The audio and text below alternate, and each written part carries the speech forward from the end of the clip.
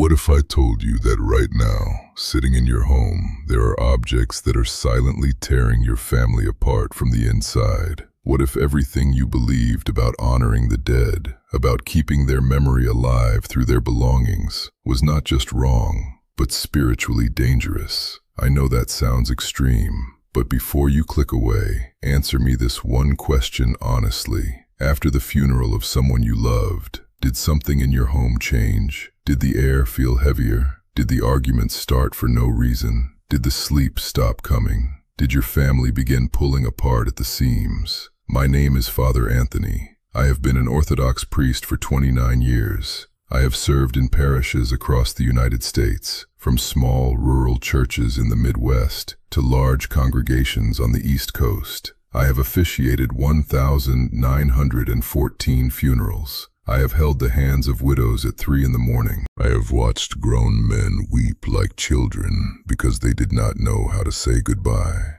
And over all those years, I noticed a pattern so consistent, so undeniable, that I cannot stay silent about it any longer. After almost every funeral, families would come back to me weeks or months later with the same problems. Different names, different cities, but the same spiritual weight pressing down on their homes, the same darkness creeping in, the same families falling apart, and nobody was talking about it. So today, I am going to tell you about 7 things that clergy warn you must throw away immediately after a funeral. And I am going to tell you why, through the real stories of real people whose lives were transformed when they finally listened. Let me start with a woman named Margaret. She was 62, a retired schoolteacher from a suburb outside Cleveland, Ohio, married to her husband Robert for 38 years. Robert was a quiet man, a former electrician who loved fishing and never missed a Sunday service. He died of a heart attack on a Tuesday morning in November. No warning.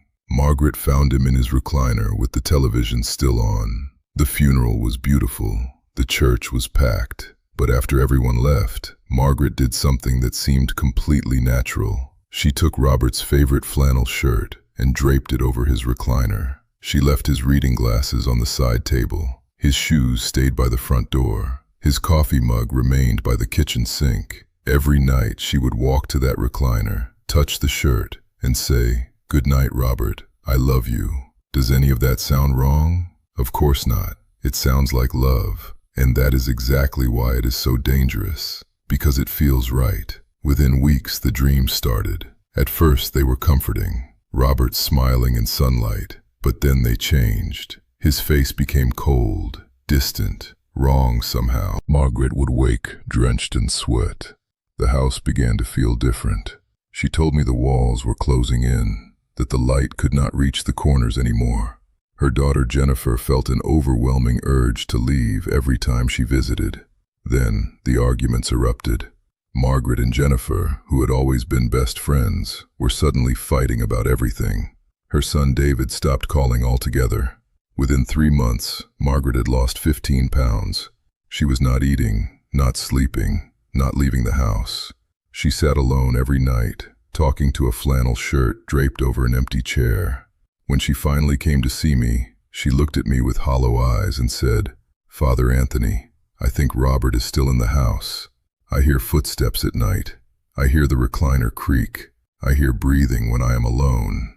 She was not crazy. She was one of the most rational women I had ever known.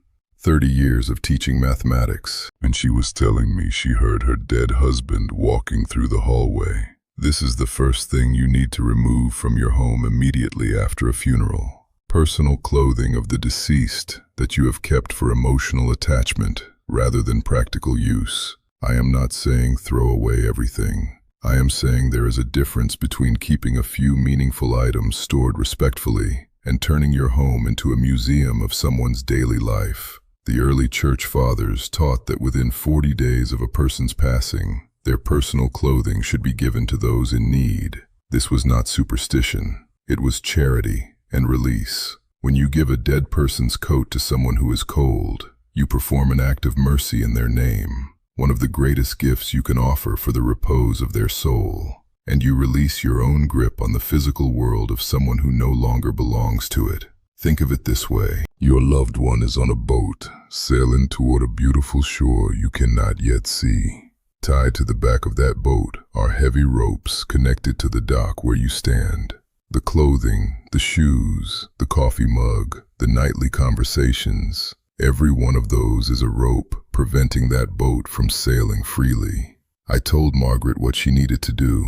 She cried, she resisted, she left, and did not come back for 2 weeks. But then she told me something had happened. She dreamed of Robert again, but this time he was not cold or distant. He looked sad, and he said one word, "Go." She called Jennifer. Together they kept 3 items: his wedding tie, his father's pocket watch, and 1 photograph. Everything else they donated to a shelter for homeless veterans in Robert's name.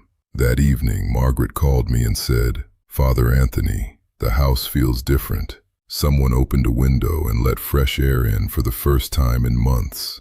The heaviness is gone." If this is speaking to you right now, if you recognize yourself in these words, please hit that like button and subscribe to this channel. There are more stories coming that go even deeper. Share this with someone who recently lost a loved one. It could change their life. Because what I am about to tell you next is something most people have never heard. The second thing Clergy warn you must remove is any mirror that was present in the room when the person died, or any mirror left uncovered between the death and the burial.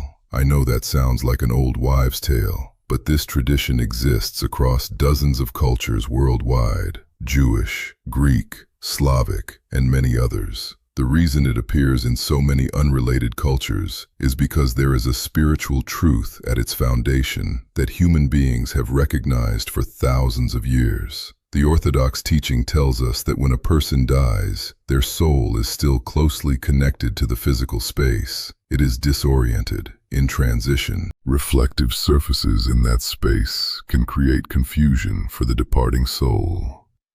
Let me tell you about the Pattersons in Chicago. Thomas and Linda, both mid-50s. Thomas's mother, Eleanor, died at 87 in their guest bedroom. Peaceful death, in her sleep. Beautiful funeral. But in that bedroom was a large antique mirror, positioned directly across from the bed where Eleanor took her last breath. Nobody covered it. Within a week, Thomas and Linda's 26-year marriage began to unravel. Not slowly, violently. They could not be in the same room without an argument. Their teenage daughter started having panic attacks. Their son withdrew completely. And here is what caught my attention. Thomas told me the fighting always starts in the upstairs hallway, outside that bedroom. Downstairs we are fine, but the moment one of us goes near that room, the anger comes from nowhere. They removed the mirror, donated it, cleared Eleanor's personal items from the room, had it blessed. Within 2 weeks, Thomas called me and said, "Father Anthony, Linda and I had our first peaceful dinner together in I do not know how long. The kids came downstairs and we sat together, and it was just normal." The third thing is food from the funeral reception that you brought home and kept. In Orthodox tradition, funeral meals are sacred. The food is offered as an act of communal charity. Once it has served that purpose, it should be consumed at the gathering or given to those in need. It should not come home with you and sit in your refrigerator for weeks. A woman named Sophia in Sacramento packed up mountains of leftover funeral food after her husband George's reception. She ate it for 3 weeks straight, and during those weeks, she described a constant feeling of being at the funeral, like it never ended. Every meal brought her back to standing next to the casket. Her grief was frozen, stuck, unable to progress, because every time she ate, she was literally re-entering the funeral moment. When she finally discarded the food and cooked a fresh meal with new ingredients, she called her daughter afterward and laughed about something for the first time in a month. The fourth thing is photographs of the deceased displayed as a central focal point in your living space.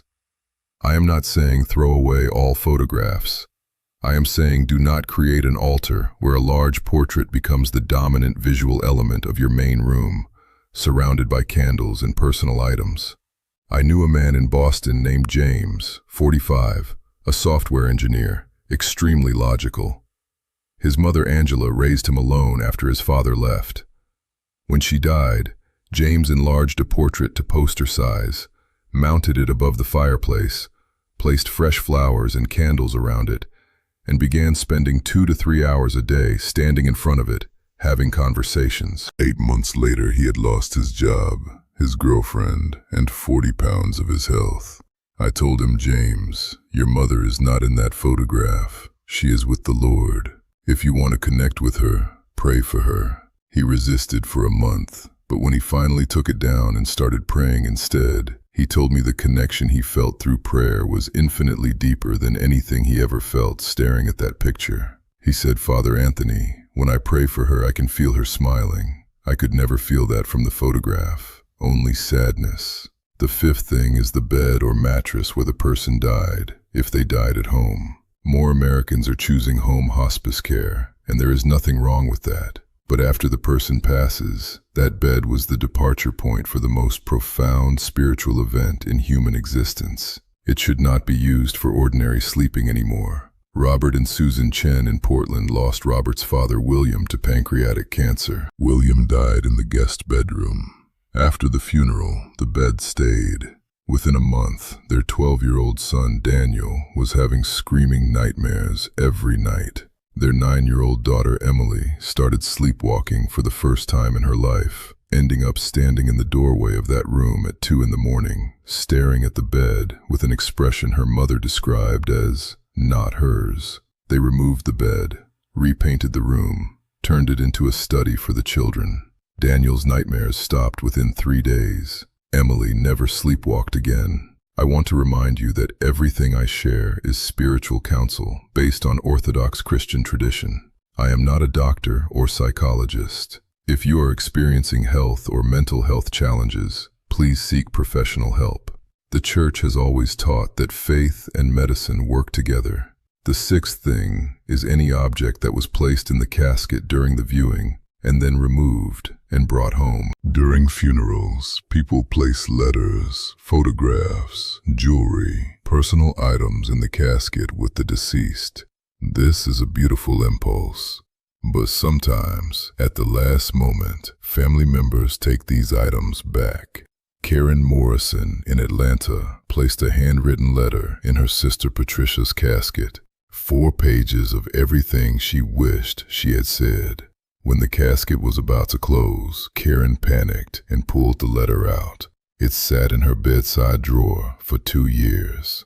During those years, Karen felt Patricia's presence constantly, not comfortably, but suffocatingly. She could not make decisions, could not enjoy gatherings, developed severe insomnia.